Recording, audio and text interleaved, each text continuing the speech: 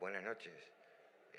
Hoy estamos reunidos acá con el público de TV Ciudad y en la 44 Feria del Libro para hablar sobre Portuñol.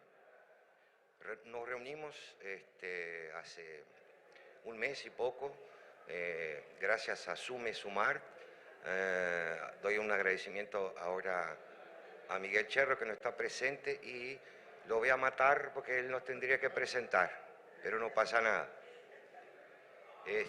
Somos un grupo heterogéneo, ¿no?, que tenemos cosas en común y vamos a intentar hablar sobre Portuñol, no conflicto de lenguas, sino unión de lenguas, ¿no? Lo que mantiene vivo, eso que sería un dialecto, eso que sería una lengua, eso lo vamos a charlar y lo vamos a discutir. Bueno, como dije que era un equipo heterogéneo, lo presento al historiador, maestro en historia, ingeniero químico ex Petrobras, Antonio João Díaz Prestes, que nos va a hablar sobre la historia. Perdón. Resucitó a quien mataste. Ah, mirá. Resucitó a quien Mirá, Miguel mató. lo acabé de matar y ¿Qué nivel resucitó. Miguel, Milimétrico, ¿no? Y a Michel Cross. Michel Cross es profesor, actor, poeta, y escribe unas crónicas que después él las va a contar. Yo no me voy a introducir en su obra, si bien que eso de introducir queda medio complicado, ¿no? Mi nombre es Miguel Díaz, soy maestro en cirugía, represento aquí al Sume Sumart, pero eso lo tenía que haber dicho Miguel Cherro, que acabó de llegar y lo matamos y resucitó. Buenas noches, Miguel, muchas gracias por la oportunidad, y vamos charlando así, sin muchos protocolos, sin muchas frescura, como decimos nosotros allá en la frontera, ¿no? Le paso la palabra a Antonio João y vamos charlando. Antonio João es brasilero, vive en Porto Alegre y él nos va a contar más sobre él. Buenas tardes, es un gran placer estar aquí con ustedes en esta Feira del Libro de Montevideo. Soy Antonio João Díaz Prestes, soy ingeniero químico jubilado y historiador. Voy a hablar de ahora en adelante, voy a hablar en portugués, porque el tema del portuñol lo dejo para Michel. Então é o seguinte, eu vou fazer um breve contexto histórico do fenômeno do portunhol da fronteira norte do Uruguai com o extremo sul do Brasil, que é o Rio Grande do Sul. Bem, vamos, primeiro ponto, a ressaltar o que é essa região que compreende mais ou menos metade do Rio Grande do Sul, a parte do Pampa, toda a República Oriental do Uruguai e uma parte grande da Argentina. É um grande espaço, uma grande planície, com grandes rios, vales de rios caudalosos, e onde se tem o Pampa, com suaves inclinações. E também outro detalhe é que a costa no Rio Grande do Sul e uma parte do Uruguai, ela não é uma costa muito favorável ao desembarque, a porto, não é uma região portuária muito boa. Então, quem vivia aqui nessa região, quando Solís chegou por vez primeira, eram os ameríndios, os indígenas, principalmente do tronco Guarani, Tupi-Guarani, que também eram conhecidos como Tapes. Tanto que, hoje em dia, a maior parte dos nomes nessa região toda, praticamente todo o Uruguai, Rio Grande do Sul e até no restante do Brasil, parte da Argentina, são de origem Tupi-Guarani. O primeiro assentamento que houve, os dois primeiros assentamentos que houveram na região, foi Buenos Aires e Assunção, mais adiante no Rio Paraguai. E essa região toda, inclusive pela questão da costa, ser inóspita como porto, ela começou a ser colonizada por dentro, pelo interior.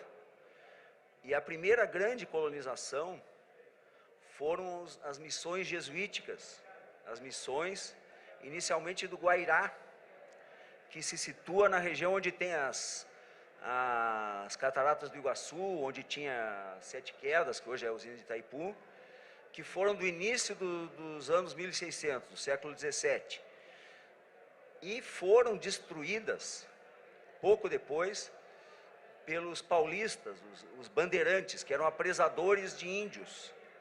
Eles destruíram o Guairá, levaram boa parte da gente para ser escravizada no Brasil, ou vendiam até para a parte das colônias espanholas, e uma parte desses índios migrou e foi ser aldeado nas missões guaraníticas, que se chamam no Rio Grande do Sul, mas elas têm uma parte do Rio Grande do Sul, uma parte ali em torno de Misiones e uma parte no Paraguai, que eram 7 povos. A presença portuguesa na região, ela vai começar em 1676, Laguna, e 4 anos depois fundam a colônia do Sacramento. Qual era o objetivo dos portugueses? Buenos Aires fazia um comércio grande com o vice-reino do Peru. Lá em Buenos Aires, embarcavam africanos escravizados para trabalhar nas minas, e uma parte era legal, outra parte era contrabandos, e aos portugueses interessava participar disso. Então, em 1680, se estabeleceram em colônia. Ali começa a presença, digamos, portuguesa no território de hoje é o Uruguai. Pois bem, no final do século XVII, início do XVIII, se descobrem as minas de ouro e diamantes no interior do Brasil, Minas Gerais, a capitania de Minas Gerais, em Mato Grosso e Goiás, e isso traz um interesse de exploração. Não falei antes, mas é importante ressaltar o seguinte: o gado, tanto bovino quanto equino, trazido por espanhóis, se dispersou pela região, toda essa região pampiana, já no século XVI já começou, e se formaram as imensas vacarias do mar, né? Os índios, tanto os guaranis quanto os charruas, que viviam do outro lado do rio Uruguai, mas depois migraram, eles começaram a montar esses cavalos, ser cavaleiros em pele e tudo. Mas nesse momento do final do 17, se descobrem as minas e passa a ser de interesse para alimentar. Houve um enorme aumento de população no Brasil para trabalhar nas minas, e passou a ser de interesse se criar mulas e também se fazer o charque. O charque, se carneava o gado e mandava o charque para alimentar os escravizados nas minas. Então a região começou a ter um interesse econômico, além do estratégico. E a coroa espanhola se interessou em combater essa presença portuguesa, inicialmente com a fundação de Montevidéu, que foi em torno do ano 1726, o Bruno Maurício Zabala, porque Montevidéu, ao contrário de Buenos Aires, era um excelente porto natural. Buenos Aires só veio a ser um porto bom depois que fizeram a reforma do porto, já beirando a virada do 19 para o 20. Né? O grande porto aqui era Montevidéu, colônia também, e ali já começa a tensão a ser maior. Que é uma inveja, ademais, né?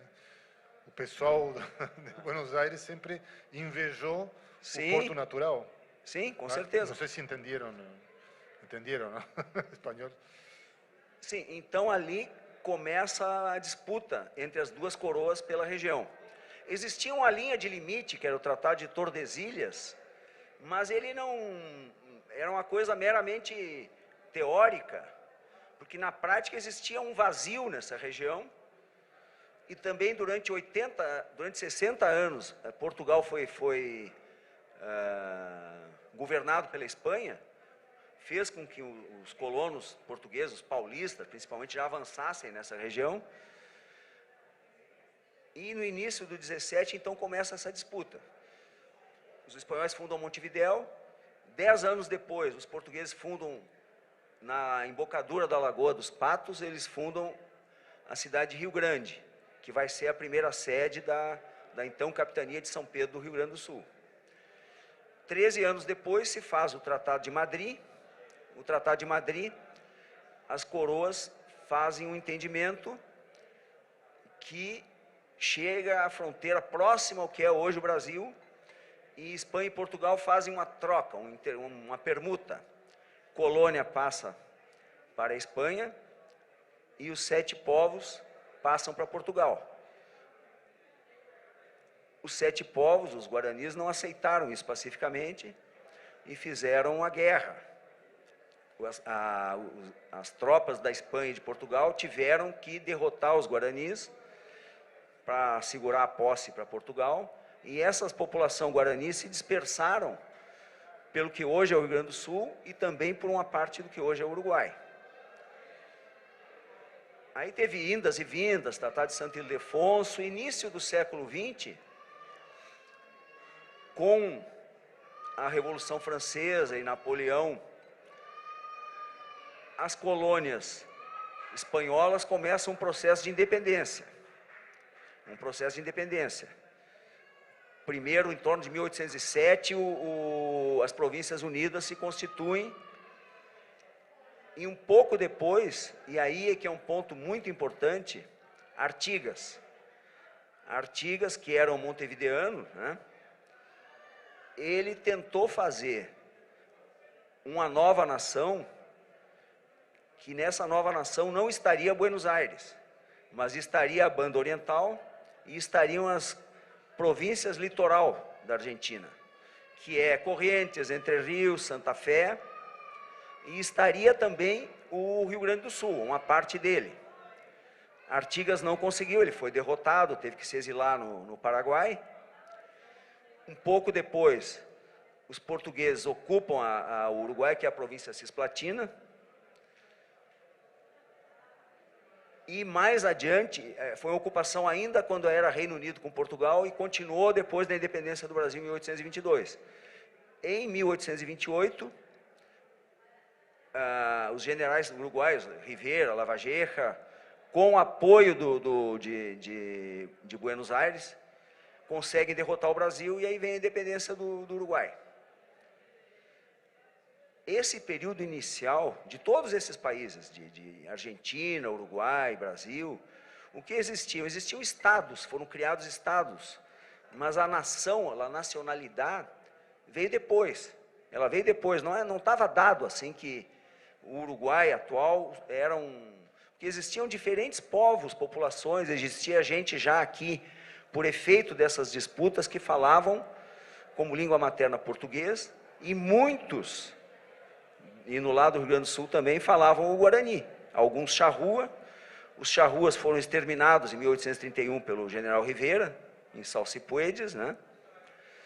Agora, durante um longo período, desde essa independência do Uruguai até praticamente o final da guerra da Tríplice Aliança contra o que o Uruguai, o Império do Brasil e a Argentina fizeram ao Paraguai, haviam muitas movimentações de caudilhos, facções que eram como na Argentina, os federais do Rosas e os unitários das províncias. Era disputa em torno de quem teria o direito da alfândega e se reproduzia no Uruguai entre os blancos e os colorados. Os blancos ficavam de Manuel Oribe com Rosas e os colorados com os unitários das províncias. E o Brasil estava nisso aí. Teve a Revolução Farroupilha, o decênio, né, da Revolução, que foi uma tentativa de separação por parte dos estancieiros, não de toda a província, mas dos estancieiros.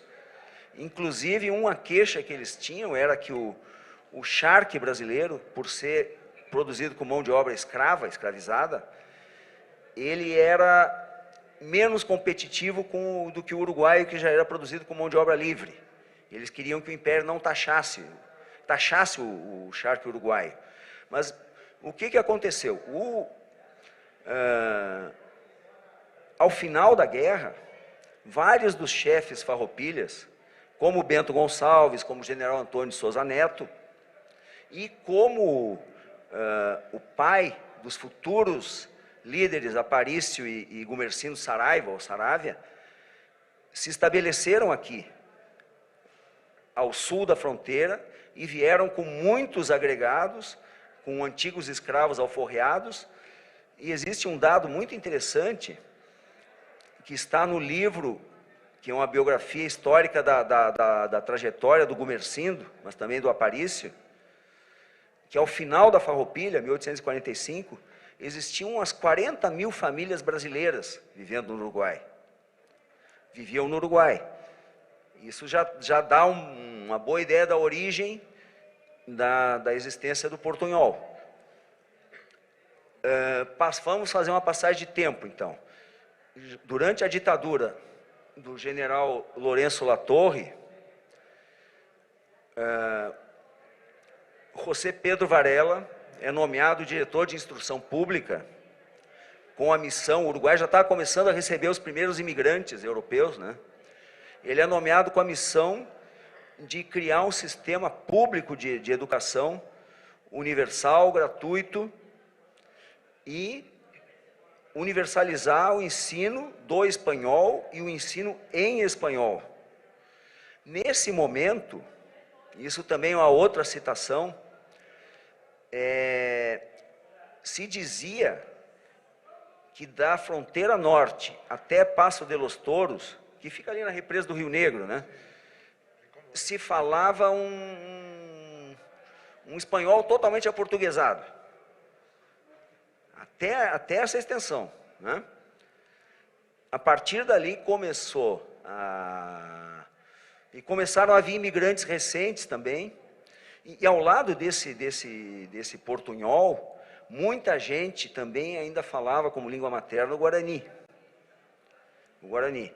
E outro aspecto é o seguinte, a colonização por parte do Uruguai da fronteira norte, os atuais departamentos de Rivera e Artigas, o Uruguai se instalou lá, fez um esforço público de colocar gente lá, de criar vilas, que depois viraram cidades e sedes de departamento, quando já existia, do outro lado, a cidade de Santana do Livramento, que ela foi fundada como vila em um ano depois da independência do Brasil, 1823, em 1857 já era município.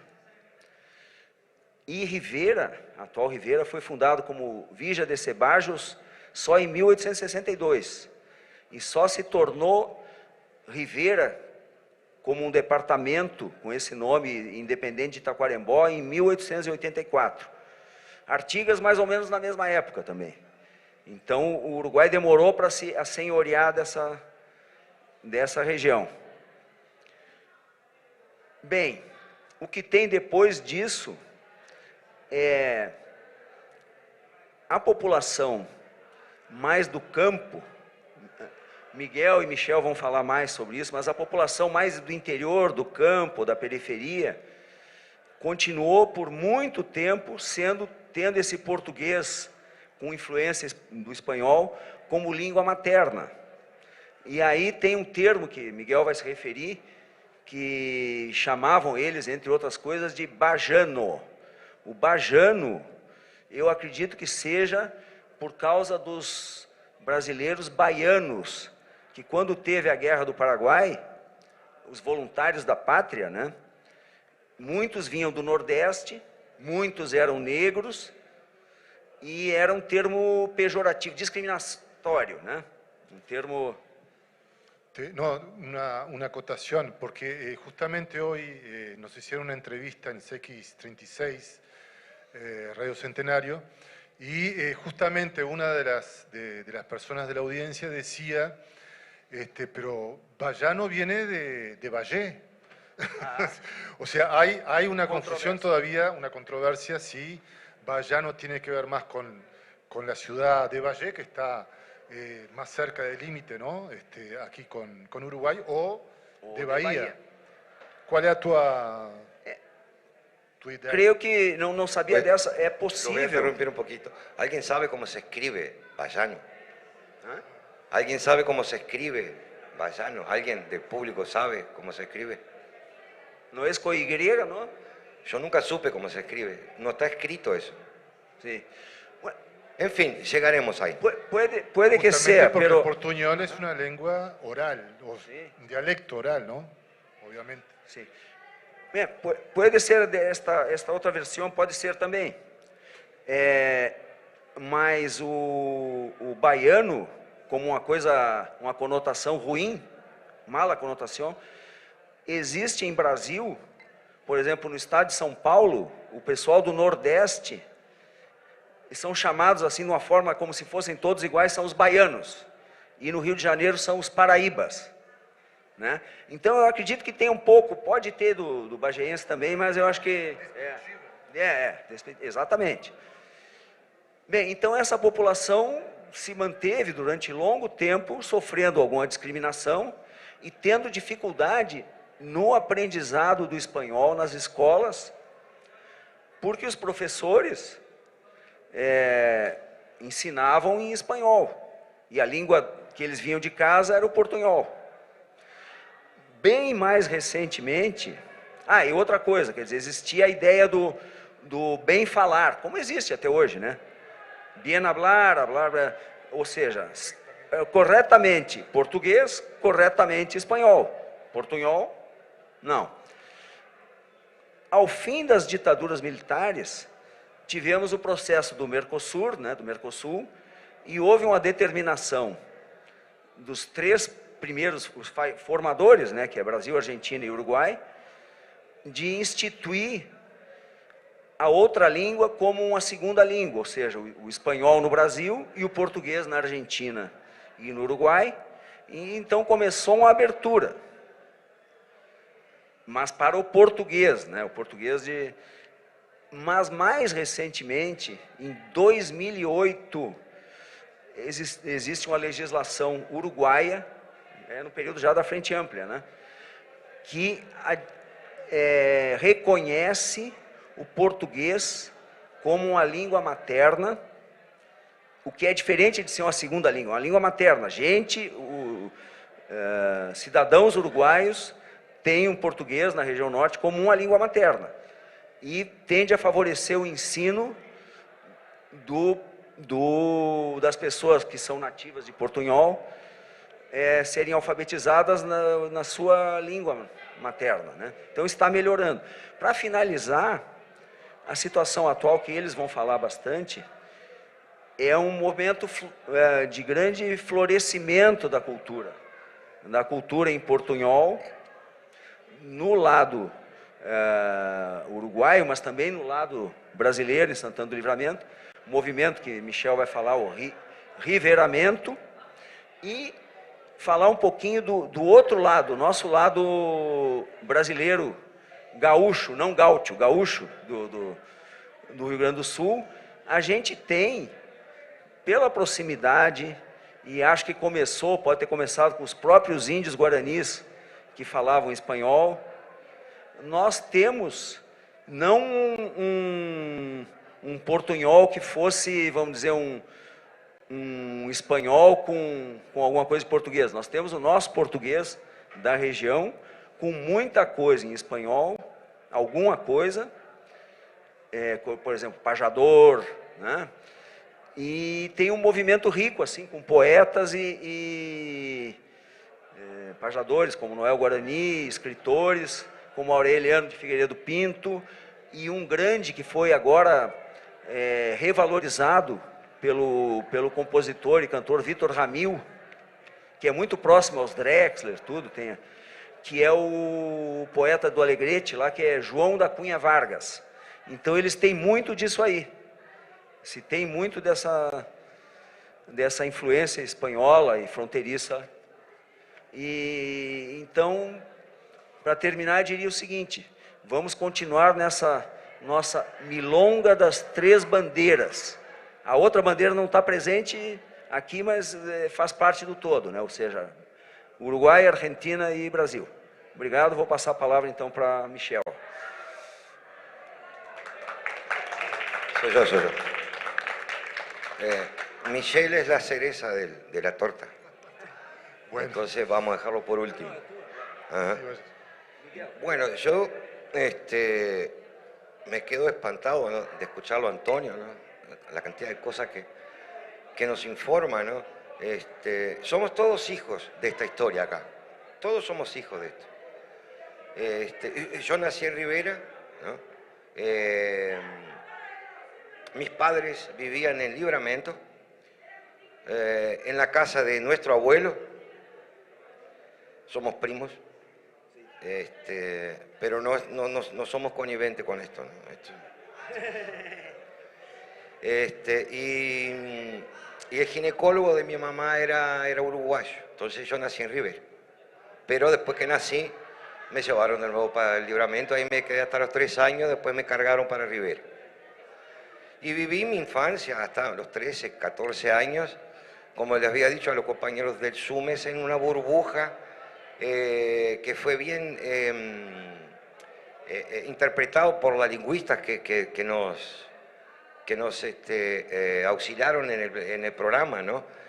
Hay una plaza en Livramento que se llama Plaza General Osorio, el barrio prácticamente de nuestra familia, ¿no, Antonio?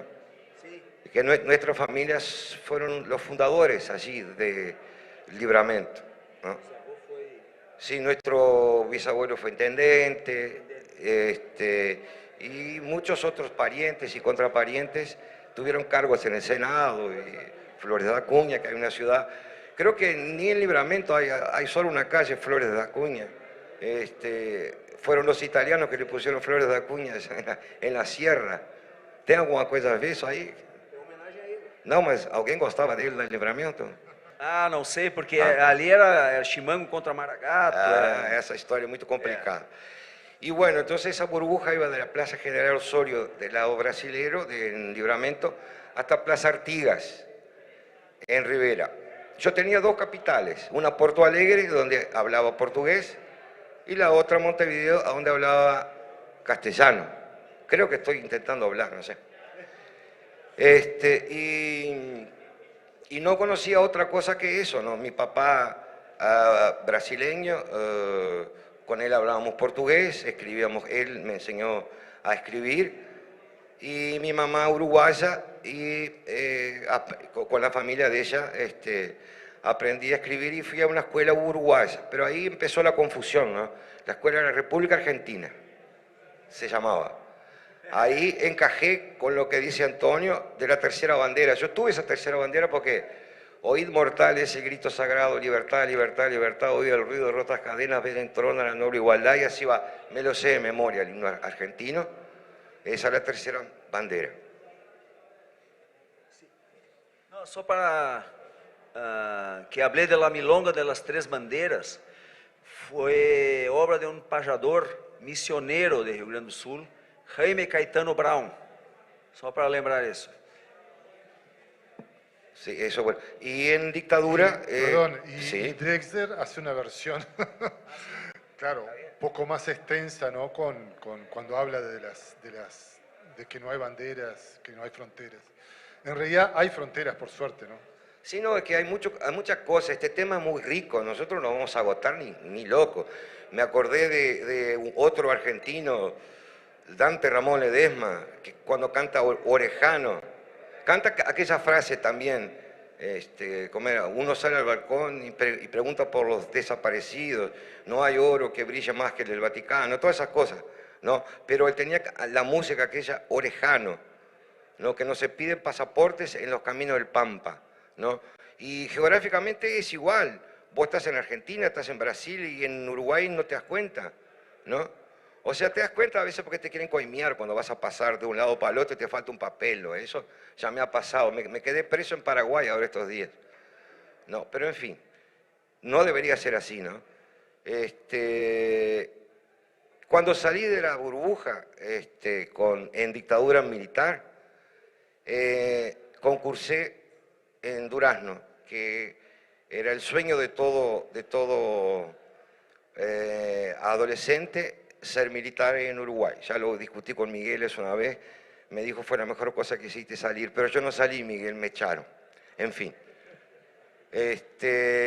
Y ahí viene ese descubrimiento, con 14 años, descubrí que yo era vallano. Ahí viene ese término, que yo estoy más en la línea de Antonio João. Parece que se escribe con B, hay una Y en el medio, como Uruguay tiene dificultad para la fonética nasal, estábamos discutiendo eso, el uruguayo tiene dificultad de hablar portugués y mucho más francés. Eso es una realidad que lo estábamos discutiendo con Camilo hoy, y llegamos a esa conclusión, ¿no? Pero nada contra las lenguas, ¿no? Si fuéramos poliglotos, habláramos muchas lenguas, era como el chiste de la Andricina, trabajaríamos en el correo, ¿no? Entonces, digo, acá el título, ¿no? ¿Qué sucede con esa tensión entre ambas lenguas? Existe una tensión, tanto es que esa tensión yo la sentí cuando me llamaron de vallano, pero yo era un vallano diferente, porque vivía en aquella burbuja, ¿no? Ahí conocí dos barrios de mi ciudad, que eran los verdaderos vallanos, que quien es de Rivera debe conocerlo, Michelle, el barrio Rivera Chico y el Pueblo Nuevo, Acuaró y un Povo Novo. Encontré a los verdaderos vallanos, no que pero yo estaba fuera de eso, ¿no? Ellos hablaban español, perfecto, solo que tenían un acento, ¿no? Perfecto. Era muy competitivo, tanto el liceo militar como la escuela militar en época de dictadura, muy competitivo, porque tenía que tener las mejores notas para aprobar, ¿no? Y ellos le iba bien, porque hicieron una prueba de matemática, aprobaron con buenas notas, hicieron una prueba de idioma español y aprobaron con buenas notas. Solo uno que no aprobó porque no sabía nadar, ese casi se ahoga. Después fue a la escuela policial, pero en fin. Y un riverense lo sacó, me acuerdo, Robert Benavides fue, que estaba allí, le salvó la vida, qué coraje, ¿no? En fin. Empecé a conocer y empecé a admirar a esos muchachos, ¿no? Porque con los papás en sus casas hablaban portuñol.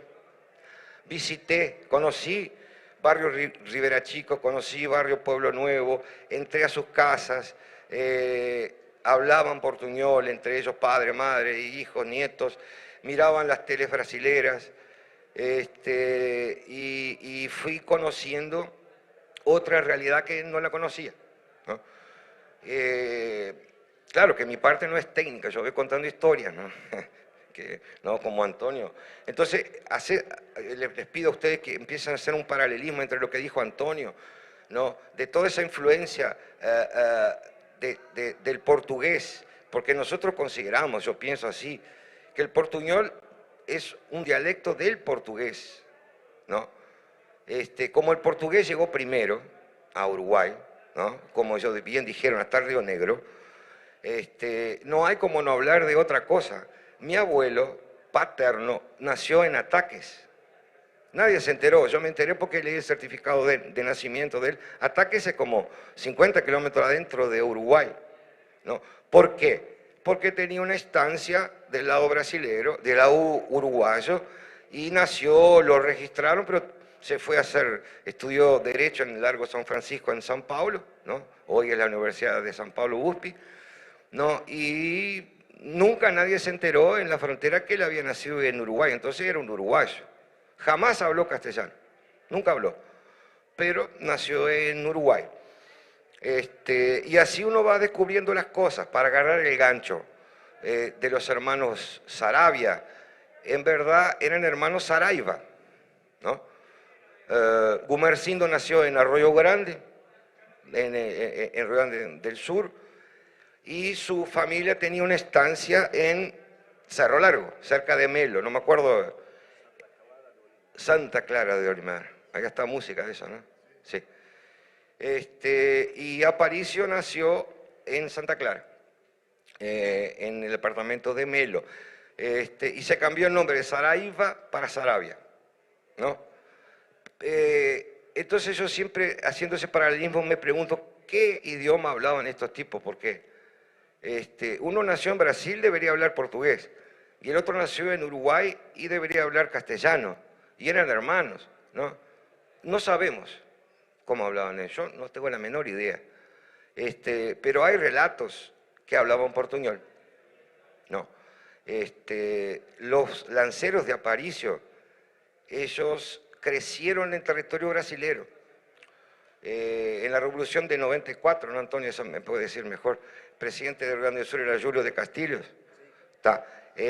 La misma historia de los federalistas contra los unitarios, ¿no? Era la gente de Artigas, ¿no? Que todo el mundo sabe que adoptó a Andresito, que estaba en Misiones, porque Andresito no podía ser blandengue porque no era uruguayo. Entonces lo adoptó como hijo, ¿no? Está escrito. Después podíamos hablar de las 6 mujeres de Artigas, no sé qué vos tuviste bien. En fin, pero ese era hijo del corazón, ¿no? Y así fueron adoptados Gumersindo y Aparicio en la lucha contra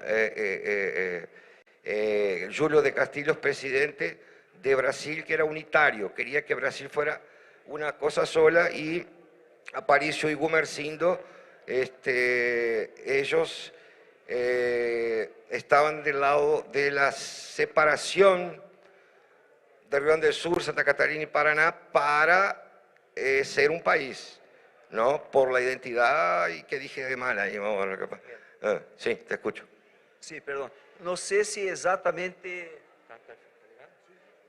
Não sei se exatamente um país, pero ellos eram federalistas.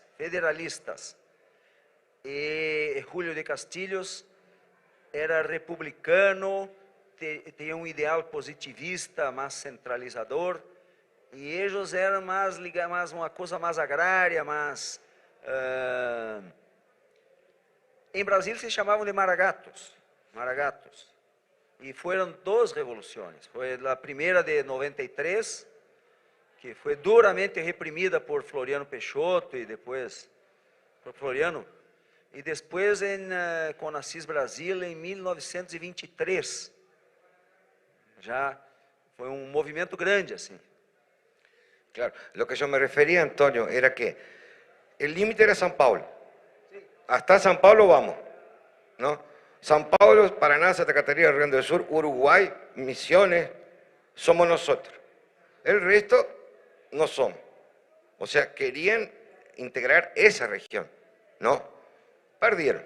Todas las revoluciones, acá Artigas perdió, perdimos todas, ¿no? Porque el ideal que tenemos nosotros, generalmente, Uruguay, que es el país más democrático de América del Sur, y es indiscutible el país más democrático de América del Sur, aprovecho para hablar que estamos muy contentos, que el voto venció al fascismo, y para mostrarle mi campera que en homenaje al Sistema Único de Salud brasilero, el SAMU,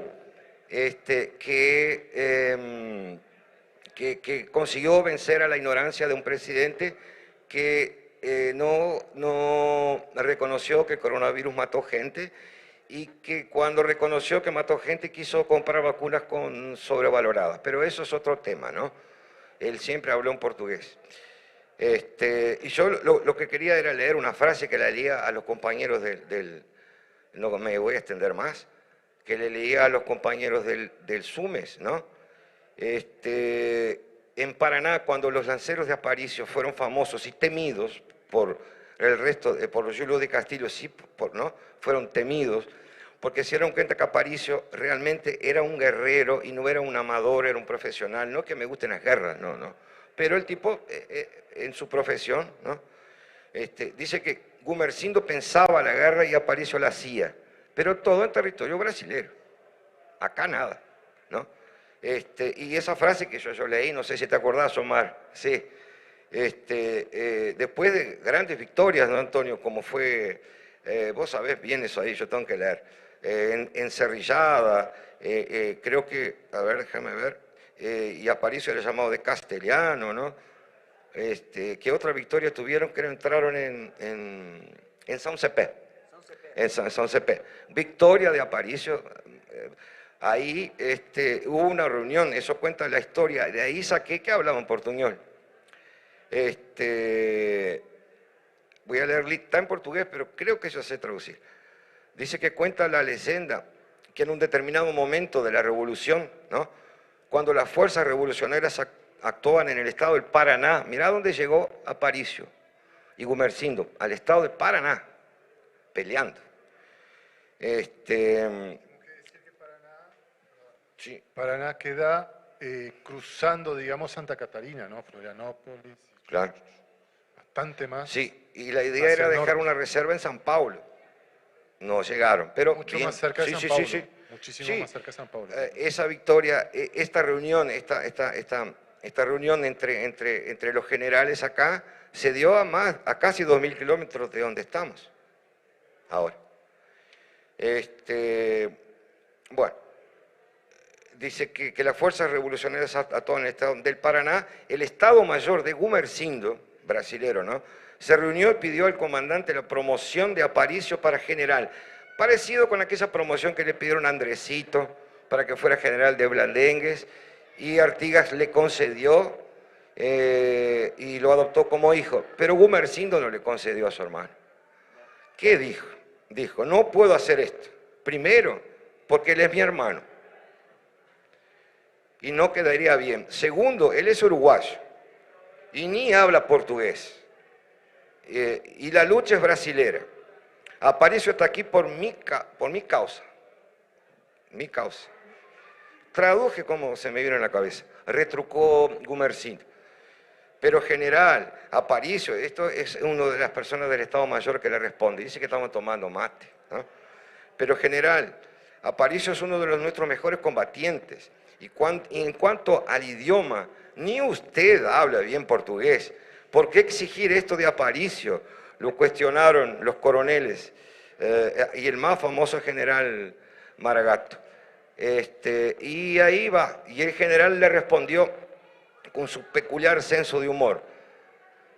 Pero yo soy brasilero, yo no hablo bien el portugués para no maltratar nuestra lengua madre. Prefiero maltratar la de ellos. Y ya hablando de Aparicio, para no envolverlo en esas, en esas cosas. Pero ¿qué tiene de positivo todo esto? Las nuevas generaciones, ¿no? Tenemos, si Paulina se levanta despacito para que la cámara la... No ensayamos nada de esto, gente, esto acá es tranquilo. Paulina es uruguaya, vivió dentro de una burbuja, peor que yo, porque el portugués nunca estudió, nunca le entró. Nos mudamos para Brasil, ahí para Criciúmal, ¿no? Ella se mudó y entró a un colegio luterano, después de salir de un colegio católico, ¿no? Y ella puede contar alguna cosita que le está pasando, porque nosotros dependemos de ellos para seguir, ¿no? A ver, Paulina. Bueno, hola, mi nombre es Paulina Feo Sarabia y nací en Rivera, como también mi prima Nati Sarabia, que está ahí atrás. Acá tenemos varias personas de Rivera que nos están presenciando, acá a mí también. Una de ellas, perdona Paulina, pero tengo que decirlo porque fue mi alumna predilecta en un taller de teatro allá en Rivera. Ahora está hecha una montevideana de ley, no sé si hablará el portuñol, seguramente no, lo despreciará como la mayoría, ¿verdad?, de los que venimos a Montevideo y nos deformamos en la capital. ¿No? ¿O no? ¿Tú conoces alguna cosa ainda? ¿Te suenas a Cia, por ejemplo? ¿O a Sucre? Sí. Bueno, entonces, creo que lo que puedo decir así principalmente es que yo nací en una burbuja. ¿Por qué? Como dijo Miguel, nací en una ciudad, Rivera, donde al lado tenía otra que hablaba en portugués y estudié siempre en un colegio donde muchas personas, más o menos clase media, estudiaban y siempre existió aquello de escuchar que te decían que el portuñol estaba mal, que había que hablar una lengua correcta, un español correcto. Y yo realmente me pregunto, ¿será que realmente existe una manera correcta de hablar? Personalmente creo que no, porque como hablamos siempre con Miguel, siempre estamos en evolución y creo que también los lenguajes están en evolución también. Entonces, nací en Rivera, estudié en el colegio teresiano toda mi vida y un día mi familia decidió irse a vivir a Brasil. ¿Qué pasaba en el colegio teresiano? Muchos profesores que son riverenses hablaban portuñol y siempre tuvieron que enseñar supuestamente el castellano correcto, pero muchas veces se les escapaban algunas palabras en clase o escribían mal en el pizarrón, por ejemplo, y es algo muy normal y que estamos muy acostumbrados a ver en esa ciudad. Y eso por algunas personas pueden pensar que está mal, otras no, pero eso depende de cada uno, porque yo, por ejemplo, no creo que el portuñol sea algo que no esté correcto, de lo contrario. Es una evolución. Pero bueno, eso va de cada uno también, porque en Rivera realmente existe mucho ese prejuicio contra el portuñol en algunas clases sociales y bueno, no se puede hacer nada. Entonces, cuando me vine a vivir a Brasil, puedo decir que realmente el portuñol fue algo que me ayudó, no el portuñol en sí, pero más ese cambio cultural entre los lenguajes. ¿Por qué?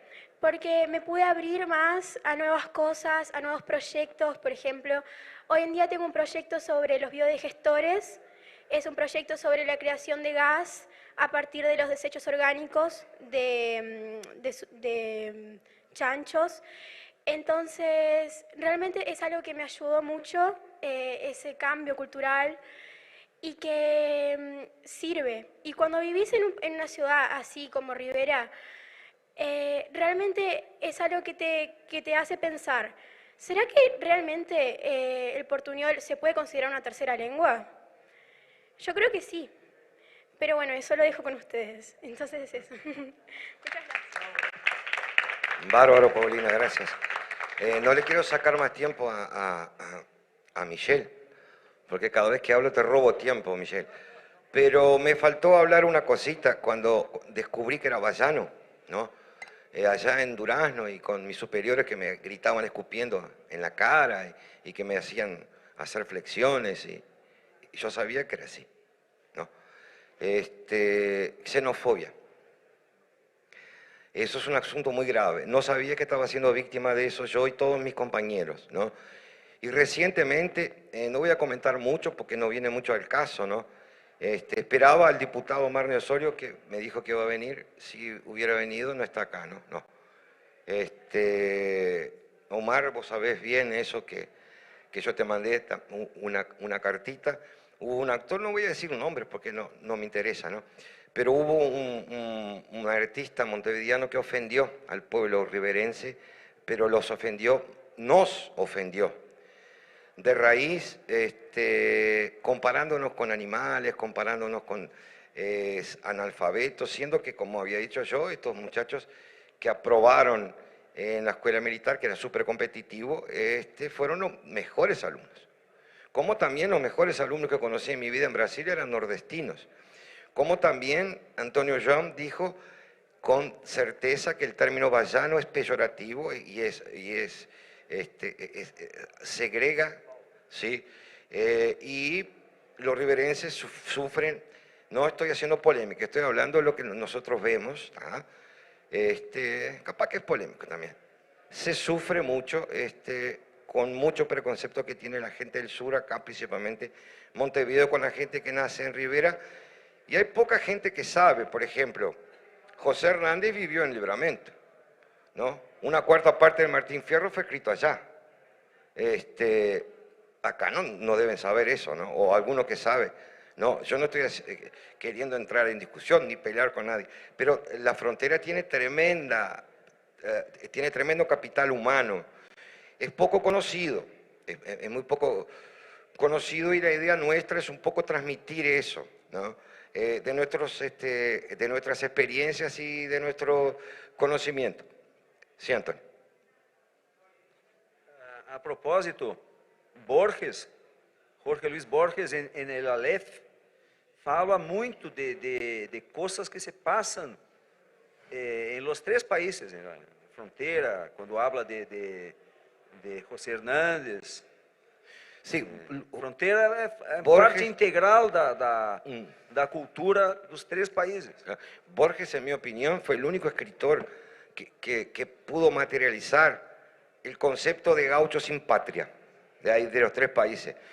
El gaucho, hijo de indio con español o con portugués, porque cuando llegaron los españoles o los portugueses, la primera cosa que hicieron fue matar a todos los machos y reproducir con las hembras. Perdón por la franqueza, pero fue lo que pasó, ¿no? Y el gaucho quedó ahí. Era hijo que no era reconocido, ¿no? Entonces el lunes el gaucho peleaba por los uruguayos, el martes el gaucho peleaba por los brasileros y el miércoles él peleaba al lado de los argentinos. Y Borges se dio cuenta de eso y escribió eso. Y eso es una cosa que también hay que discutirla, ¿no? Porque nosotros somos hijos de toda esa historia, ¿no? No me quiero detener más porque Michelle se está cansando. Voy a ser aburrido, ahora voy a leer un poemita que hice hace un tiempito, ¿no? Rapidito. Tengo varios acá, pero el que no es mi objetivo ¿no? Rapidito. Nací en Rivera y de no haber sido posible tantas cosas, tantos mundos, culturas. Nací en Rivera y no sabía de este lugar, tan uruguayo en positiva, tan brasileño en el mercado de sentimientos, tan sincero cuando en portuñol, tan idiotizado por las redes sociales. Nací en Rivera, a menos de 50 metros de Brasil, y si me fuera posible, hablaría de ella con orgullo, 5 minutos después de las emigraciones, 2 minutos después del cese de los desvíos económicos, 1 minuto antes del inicio de la reconstrucción. Nací en Rivera y pude haberlo hecho en Livramento, tan brasileño en la impositiva, tan uruguayo en el mercado de los sentimientos, tan sincero consigo cuando en portuñol. Nací en el mundo y de no haber sido posible, habría sido posible. Esto es el sentimiento que tenemos. Acá capaz que me equivoqué porque no sería portuñol, sería españés, y donde hablaríamos sobre los brasileños que tienen, hablan con términos castellanos y escriben su poesía. No me va el tiempo para citar, ¿no? Pero si da un tiempito capaz que dejamos los nombres ahí, ¿no, Michelle? Y Antonio, son artistas de Río Grande del Sur. Hay un médico, tengo que hablar, Michelle, este es un médico, no porque seamos médicos acá algunos, pero me llamó la atención la poesía de él, y fue Antonio que me lo presentó estos días. Yo voy a citarlo nomás, si encuentro acá. A ver, no, ese es Payón Cortés. Mas él está aquí. Aureliano de Figueiredo Pinto. Aureliano de Figueiredo Pinto nació en la ciudad de Tupanciretã en 1898, en una localidad llamada Santiago do Boqueirão. Era médico, periodista, poeta, historiador y escritor brasileño. Este señor escribió romances de estancia y querencia, memorias del coronel Falcão, y escribe con un 25 a 30% de términos en español. Tupanciretã queda bien lejos de la frontera. Queda más o menos unos 30 kilómetros arriba de Santa María.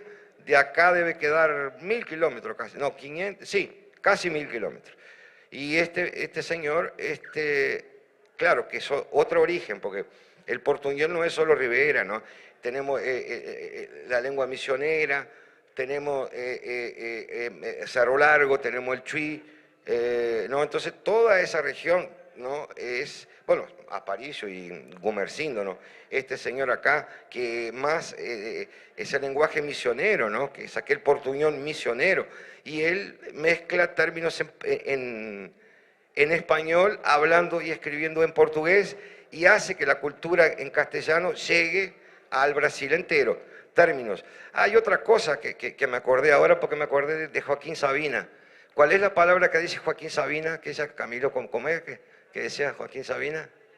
Adelanta, no adelanta. Yo le digo a alguien que vive en Montevideo, o sea que tomo mate y no adelanta, no hago caca, ¿no? Ya fui escatológico nomás. Pero en España lo hablan, el no adelanta, y en portugués se traduce no adianta, y en Uruguay no lo conocen al término, ¿no? Y hay ese vocablo como muchísimos otros, ¿no? Y vos sabés que vos sentís, cuando yo digo, hasta el día de hoy, hasta Camilo saliendo, hoy estábamos almorzando ahí, y Camilo habló del no adelante, digo, pues, ¿estás hablando qué idioma? Y le digo, el tuyo, dice, ¿no? Y tu madre habla así, yo soy, ahora capaz que con la gente acá no hablo, pero la gente acá escucha y dice, esa palabra no existe, pero vos sabés que existe, ustedes saben, existe, ¿no? En fin, le voy a pasar la palabra a Michelle, que si no el tiempo se nos hace. Bueno, un aplauso, sí. Primero, buena cosa, agradecer, empiezo por agradecer a Miguel Charro, a todo el grupo de Sumart, ¿no? Que ahora están también en un proceso de evolución, fantástico eso.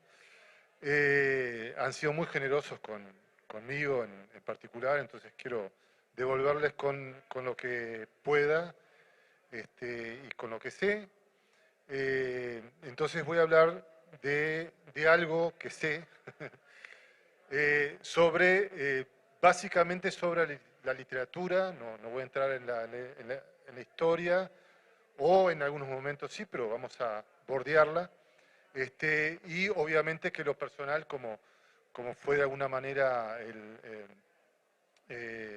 lo que presentó Miguel, bueno, va a estar presente porque yo soy también fruto de una familia donde mi madre abuela me decía, Guri, tú no fala español, ¿entendeste? Porque es feo falar ese portuñol que tú fala, ¿tá? Porque es cosa de bagaceira, es cosa de gente, ¿tá? Bueno.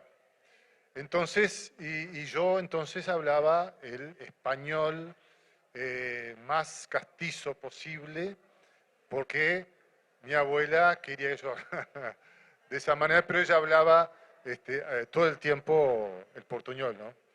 Y bueno, y cuando cocinaba, entonces, porque de alguna manera la cocina, así como la cama, son lugares eh, privados, ¿no? Espacios privados. Y de alguna manera el portuñol en la frontera como dialecto, como cruce y enfrentamiento también, ¿no? Porque es integración, pero también es enfrentamiento. De alguna manera lo que hace es llevarnos a los lugares más íntimos. El portuñol es la lengua de los afectos. Lo decimos por ahí en uno de los poemas que escribí. Mejor lo leo. Está marcadito, uno siempre marca las cosas y nunca las encuentra porque hace parte, ¿no?, de la existencia de las cosas, no encontrarlas. Bueno, pero no se preocupe, ahí está. Y no estaba marcado. Portuñol, dialecto fronterizo, por lo tanto poroso, sincrónico, polisémico y polifónico, lenguaje de los afectos, de la proximidad, de la subjetividad familiar, del cotidiano barrial, barro desde el cual se levanta el bagazo fronterizo para ganarse el pan, la callaza y los ticholos, lenguaje maternal. Bueno, de eso se trata, ¿no? También quiero agradecer, porque vamos yendo y viniendo, mi pensamiento es medio arborescente, entonces se van a dar cuenta que no sigo una línea o una rama coherente, me voy por las ramas, literalmente. Tampoco me preocupa mucho, ¿no? Ese pensamiento cartesiano ¿no?, de las cosas claras y concretas, y bueno, esa limpidez en el pensamiento me parece bastante aburrido. Entonces, lo voy a seguir haciendo. Entonces voy a agradecer a Lucía, ¿tá?, que estaba con unos nervios enormes, ¿tá?, pero llevó adelante este emprendimiento con una tenacidad, una fuerza, un vigor que realmente es digno de admiración. Así que, salud, Lucía, salud a los compañeros de TV Ciudad, que es el único canal, creo que, de todo el país que dice cosas interesantes. No que los otros no lo digan, ¿no? Porque yo también era bastante, bueno, siempre me gustó el canal del Sodre por el tipo de programación, ¿no?, que emitía, pero siempre, de alguna manera, bueno, también habían algunas cosas que tampoco... Michelle, ¿sabes por qué no nos acordamos de Lucía? Porque Sí. hizo todo tan bien que no nos acordamos de ella. ¿Viste? Salió perfecto, por eso. Perfecto, inclusive las naranjas, no sé si te diste cuenta. Sí, me di. Esto lo habrá hecho ella justamente, ¿no? Así, Mm. el corte, porque inclusive le pedimos, porque para que fuera realmente riverense esta Michelle, qué mesa, bien. Lucía, aparte de las naranjas, tendrían que haber melancías, sandías, ¿no? Porque somos la tierra de las sandías, ¿verdad? Y no sé si se acuerdan de la canción bueno, que es nuestro himno de alguna manera, ¿no? Caminito de tierras coloradas, ¿tá? En invierno carretas de naranja, en verano otro tanto carretas de sandías, camiones de sandía, algo así. Entonces, bueno, pero bueno, es una falla que te lo debitamos ahí sin problema. Lo que quiero decir es que no hay un portuñol solo, ¿no? Está muy lejos de eso. El día que haya un portuñol solo, estaremos más cercanos a direccionar el portuñol para que se transforme en una gramática, en una ortografía y por lo tanto en una manera de pensar formal y cortés, como decía Sui Generis. Cortándome el pelo una vez por mes.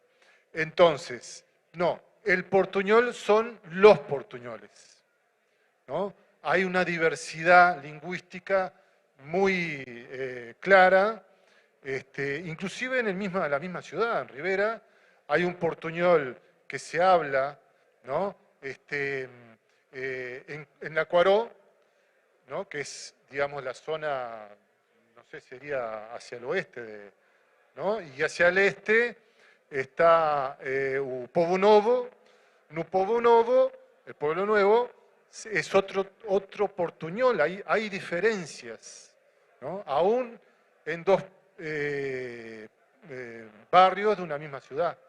Ni que hablar del portuñol de Fabián Severo, por ejemplo, ¿no? Uno dice, ¿pero ese es el portuñol que se habla en Artigas?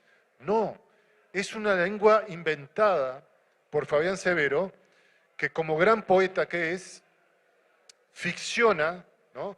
Hace ficción, por lo tanto, crea un lenguaje que está cercano a lo que se hablaba en su casa, obviamente que sí, pero al mismo tiempo levanta imágenes, metáforas, ¿tá? Que son maravillosas y que son dignas del poeta que es. Ahora, no es el portuñol lo central de la poesía de Fabián Severo. Y eso lo podemos discutir perfectamente y lo podemos discutir. Yo afirmo eso, ya se lo he dicho al propio Fabián, del que somos amigos inclusive, tenemos una relación personal, y me parece fantástico que esté haciendo suceso, y me parece fantástico que esté haciendo éxito con un portuñol que está lejos del portuñol de los barrios, tal vez, o del Guta Leyes, ¿no? Que era un cantor como Chito de Melo, pudo ser, ¿no? y lo fue y lo es, de Rivera, de la raíz propiamente, ¿no? del portuñol, de la forma, de la expresividad, por los temas que toca, por los temas, o sea, de alguna manera, no me quiero detener mucho tampoco en Fabián, porque me parece también que es un gran escritor, pero hay otros que también le tenemos que hacer reverencia, ¿no? Pero me detengo nomás en esto. Ernesto Díaz, que es de alguna manera el compañero, ¿no? de Fabián Severo en las presentaciones, ¿no? Donde Fabián dice la poesía y Ernesto canta, los textos de Ernesto son mucho más próximos al portuñol artiguense, digamos así, ¿no? Son mucho más de raíz, también por las temáticas, ¿tá? Entonces quiero decir con esto que aún Saúl Irigoyen Islas, cuando escribe en portugués, español, portuñol y guaraní, uno de los primeros libros justamente de Saúl es referido y hace ese cruce, ¿no? Esa mistura de lenguaje maravillosa. Por eso creo que tenemos que reverenciarlo a Saúl, que terminó sus días en México, pero que fue uno de los, de alguna manera, iniciador de esa corriente que hoy en día está teniendo mayor visibilidad, que es el portuñol, ¿no? Y la literatura en portuñol. Entonces lo que quiero decir es lo siguiente: espero que no hayan más escritores en portuñol. De verdad, espero que no se escriba más nada en portuñol. Así, de alguna manera podemos, de alguna manera, rescatar la espontaneidad y la oralidad con la que el portuñol nos alcanza y por la cual nosotros, que somos, fronterizos, de una manera también, le damos ese lugar tan prominente al portuñol. ¿Y qué quiero decir con esto? Que yo voy a leer ahora en portuñol. Y es una paradoja, porque estamos llenos de paradoja. Uno es una paradoja ya en sí mismo. Y cuando digo, mire, yo escribo en portuñol, Ustedes van a decir, pero ¿cómo? ¿El tipo dice una cosa, hace otra? Claro, porque somos eso, ¿no? Tenemos un filósofo acá, un filósofo del cotidiano, que es Bernardo, Horacio Bernardo, un amigazo, y bueno, tuve el placer de estar trabajando junto con Horacio en los clubes de arte, y bueno, y ayer me entregó un libro de él sobre la filosofía cotidiana, que todavía no lo leí, Horacio, pero me va a resultar seguramente instigante, ya no más por el título, me parece algo fantástico. Pero entonces voy a decir algo relacionado con la historia del portuñol desde el punto de vista de lo literario, ¿no? Brindis Agreste de Agustín Ramón Vicio es de alguna manera el faro, ¿no? En los años 40, 50, donde aparece por primera vez, o una de las primeras veces antes, tal vez en Chico Carlo, con Juan Ibarburú, también el antecedente del portuñol escrito, ¿no? Del portuñol literario, ¿verdad? En Chico Carlo, justamente Chico Carlo, es un niño de frontera, y se pasa la historia de Chico Carlo en la ciudad donde Juan Ibarburú pasó un año y algo, más o menos, junto con su esposo, que en ese momento era alférez, ¿verdad? Y que entonces fue enviado al norte, a Rivera, para, bueno, para estar allá en el, no sé qué hacen en los cuarteles, pero bueno, servir en los cuarteles. No sé nada Yo tampoco. de lenguaje militar, lamento.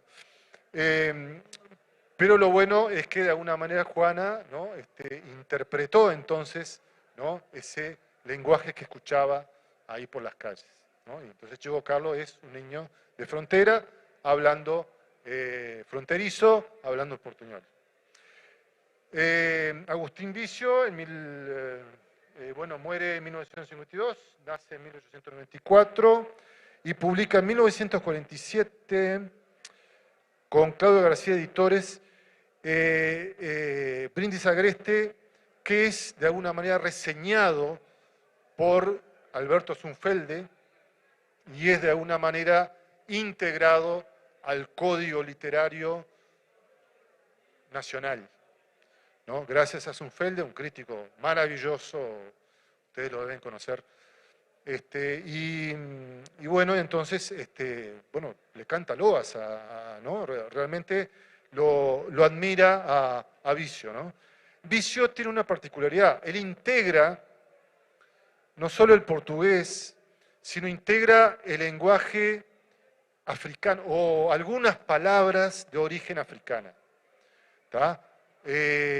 Porque la servidumbre, ¿verdad?, en las zonas rurales pasaron a ser durante un buen tiempo las negras, ¿verdad?, que venían como esclavas, o ya libertas seguramente también, y que hablaban entonces en un idioma misturado también. Entonces, de alguna manera Vicio integra en su poesía, ¿no?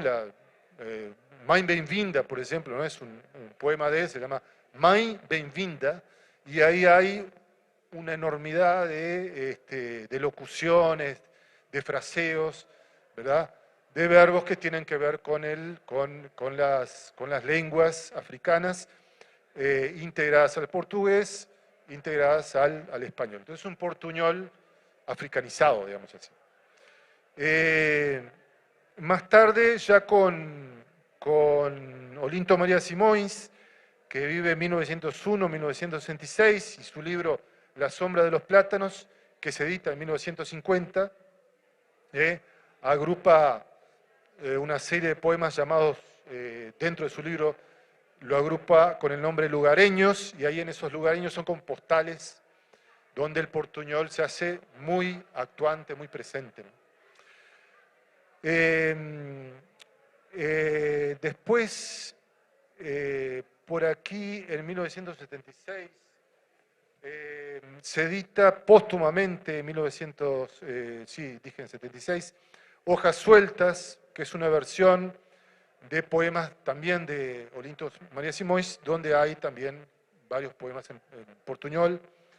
El escritor artiguense Eliseo Salvador Porta también integra en 1951 una edición de Aquel pueblo y sus aledaños, el libro.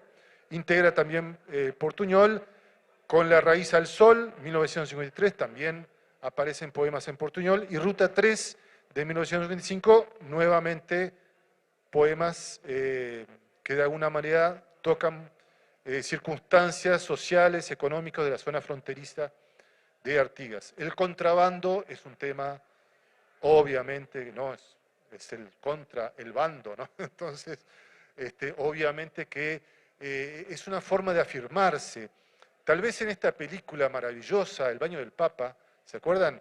¿No? Bueno, en El baño del Papa, maravilloso, que es una película fantástica, ¿no? Fantástico. Bueno, y da cuenta un poco de cómo se vivía realmente, ¿no? Y bueno, y ese trajín entre buscar cosas, ¿no? Del lado de Yaguarón sería, ¿no? Y llevarla a Melo. Bueno, y ahí entonces, Aceguá, ahí está. Bien, muy bien, muchas gracias por la corrección. Y entonces, bueno, ese es un poema, ¿no? Esa película es un poema, y un poema también en portuñol. José Monegal también hace una especie de trabaja con personajes que revelan la influencia de vocablos de origen africano, como les decía también de Vicio, muchos de ellos introducidos en el español a través del portugués de la frontera. ¿Tá? Esto lo observa Coll 2012 en un trabajo lingüístico. La receta del negro Antenor, en 2012, de Banda Oriental, también es de José Monegal. María Cecilia Berruti, por ejemplo, también integra, a través de su seudónimo Pablo Miranda, en 1971, en un libro maravilloso llamado Cerro Pelado, que da cuenta de una ciudad, justamente un pueblo rural. Es un canto también de un tono muy, muy elegíaco, muy, muy lírico, de una hermosura y de una vibración realmente singular. María Cecilia Berruti, téngala en cuenta, por favor, y si ven ese libro que ya se agotó, Cerro Pelado, vayan atrás de él. Búsquenlo, que debe estar. Tristán Arbaja seguramente lo deben encontrar. Después, bueno, ahora seríamos, sí, ya ir girando para este lado, ¿no? Hacia la izquierda, hacia la siniestra, porque soy siniestro además porque soy cañoto, ¿no? Como decimos en la frontera. Cañoto es el que escribe con la zurda y hablo también como zurdo, que soy todo zurdo yo. Bueno, y vamos entonces a leer poemas, que también me invitaron para eso.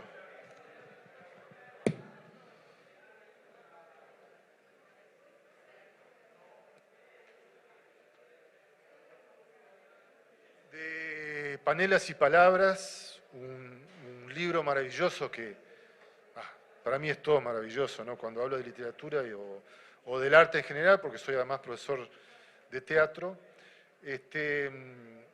es una maravilla cuando uno tiene acá una compañera que le hace las recetas y escribe las recetas en forma narrativa, y entonces son pequeños cuentos y al mismo tiempo son recetas porque son para hacerlas, ¿no? Es la alquimia pura y dura. Y yo tuve el privilegio entonces de colaborar con esos textos de Verónica Loz, con mi poesía. Entonces, a cada a cada receta de ella, por ejemplo, galletitas de moñato sería, ¿no? De muñata. Bueno, escribía un poema. Les voy a leer los que están escritos en portuñol, que algunos no están en el español corriente.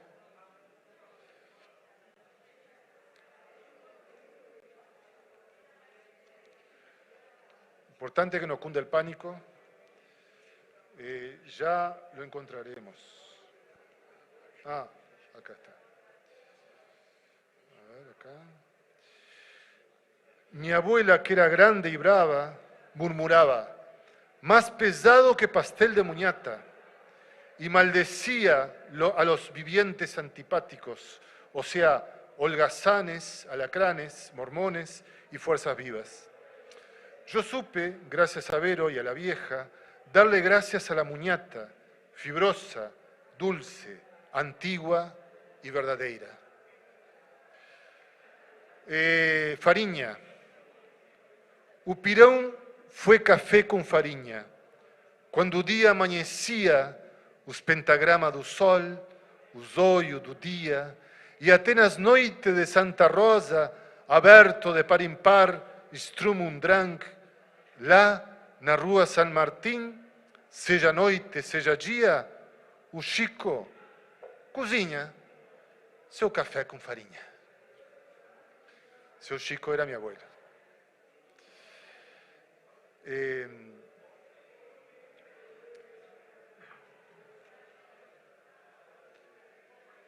Y vamos a otro.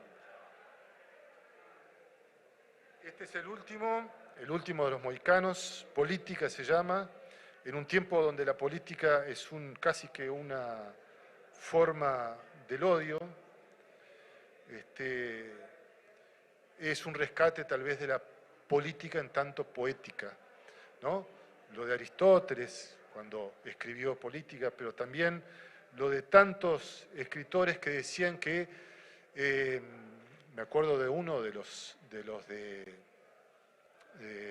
no sé si era Jacques Kerouac o si era Lawrence Ferlinghetti, del colectivo de San Francisco, ¿no? de los poetas hipsters, decía que yo creo en una poesía,